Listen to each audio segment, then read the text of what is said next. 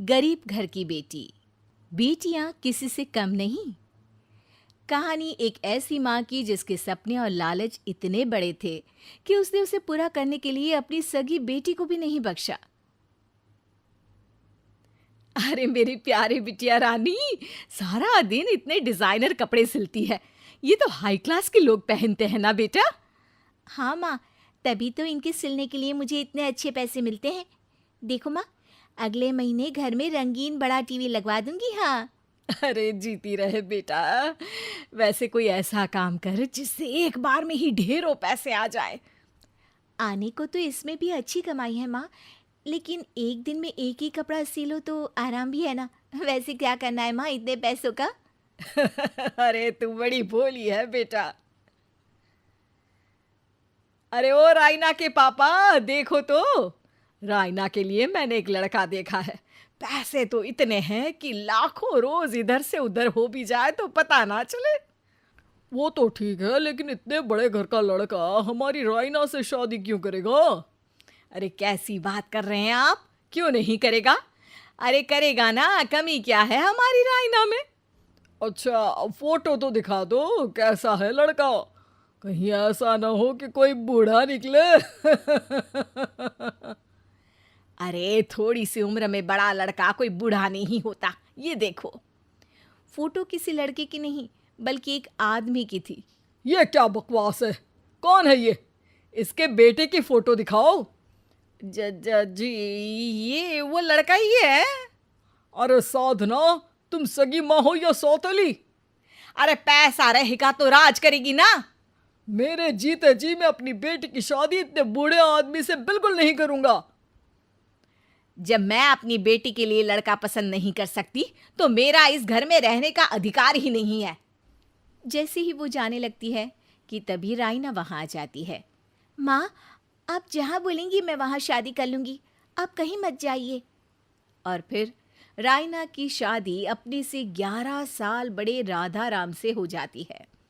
शादी के बाद एक दिन, अरे माँ, कैसे आना हुआ आपका? अरे बेटी, घर में आने के लिए कुछ सोचना होता है क्या? ये लो, पूरे 2 दर्जन केले हैं बेटा। शुक्रिया माँ। वैसे और बताइए। बेटा, तेरे पापा की तबीयत खराब हो गई है और तू तो जानती है कि उनकी कमाई कितनी है। अगर तुझसे कुछ पैसों का इंतजाम हो जाए तो। माँ, मेरे पास पैसे कहाँ से आएंगे? अरे वाह बेटी, तू तो गिरगिट की तरह रंग बदल रही है। अरे तुझे पढ़ाया लिखाया, तेरी शादी में पैसा लगाया, अब तेरे मायके वालों को जरूरत है तो तू ऐसे जवाब देगी? अरे अरे माँ, ऐसे मत बोल। मेरी मुंह दिखाए में जो पैसे मिले थे ना, वो मैं तुझे दे देती हूँ। लेकिन अगली बार से आपको जब पैसों की ज़रूरत हो तो आप कुछ दिनों पहले ही बता देना। अरे ठीक है ठीक है, तो अभी से सुन ले, अगले महीने भी पैसों का इंतजाम करके रखना, मैं आकर ले जाऊंगी। तभी वहां राइना की सास आ जाती है। अरे अरे समधन जी, कैसे आना हुआ? अरे कुछ खाया पिया आपने? अब जी वो केले लाई हूँ पूरे 2 दर्जन। अब बेटी के ससुराल आना था तो खाली हाथ थोड़ी ना आती मैं। कोई बात नहीं बहन जी, आराम से बेटी से बात करिए, मैं और भी कुछ खाने को भिजवाती हूँ। सास के जाने के बाद साधना भी पैसे लेकर घर आ जाती है। अब दिन बीतते हैं। साधना हर महीने रायना के घर आती और पैसे लेकर चली जाती। लेकिन एक दिन अचानक रायना की सास का फोन साधना पर आता है। बहन जी, जैसे भी हो आप जल्दी से हमारे घर आ जाइए ना। हमारी बहू रायना को क्या हो गया है? न बोल रही है न हिल रही है। हैं? अरे मार तो नहीं डाला मेरी मासूम बेटी को? साफ साफ बोल देती हूँ, मेरी बेटी को कुछ भी हुआ होगा ना तो मैं तुम लोगों को कंगाल कर दूंगी, क्लेम कर दूंगी करोड़ों का। अरे क्या हुआ भाग्यवान, कहाँ से करोड़ों आ रहे हैं? अरे मार डाला हमारी बिटिया को उन लोगों ने। हैं? क्या बोल रही हो तुम? मैंने तो पहले ही बोला था कि लड़का ठीक नहीं है।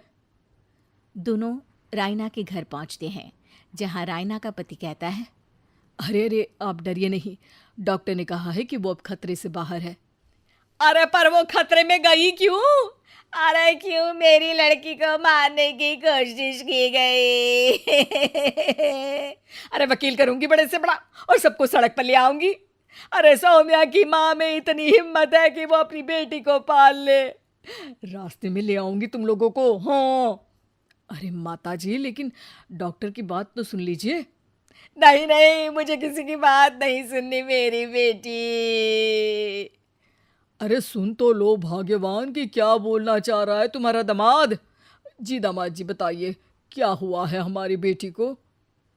अरे पता नहीं, सारी सारी रात किसके लिए कपड़े सिलती रहती है और वो कपड़े जाते कहाँ हैं। अरे हम तो इतने पैसे वाले हैं, हमें तो कोई ज़रूरत नहीं है इसके सिलाई के पैसों की। मैंने तो कहा भी कि बिटिया अगर इतनी इच्छा है तो दिन में एक ड्रेस सिल लो, लेकिन मानी नहीं। आप ही की बेटी है, पूछिए आप, पूरे होश में है अब। हाँ। ये कहकर सास वहाँ से चली जाती है। अब कमरे में सिर्फ बेटी, माँ और पिता थे। बेटा, मैं तो जीते जी मर जाता अगर तुझे कुछ हो जाता तो। क्या बात है बेटा, ये लोग अच्छे नहीं, तेरा पति ठीक नहीं है बेटा? अरे नहीं नहीं पापा, ये तो साक्षात भगवान का रूप है। मेरी सास तो मेरा पूरा ख्याल रखती है। ये लोग बहुत अच्छे हैं पापा। अरे तो फिर क्या जरूरत पड़ गई मरने की? माँ, पता ही नहीं चला, सारी सारी रात काम करती रहती। आपको पैसे भी तो देने थे, लेकिन ये नहीं पता था कि सेहत खराब हो जाएगी। अरे पैसे देने थे तो सास से या पति से लेकर दे देती। नहीं नहीं माँ, ये मेरे सम्मान के खिलाफ था।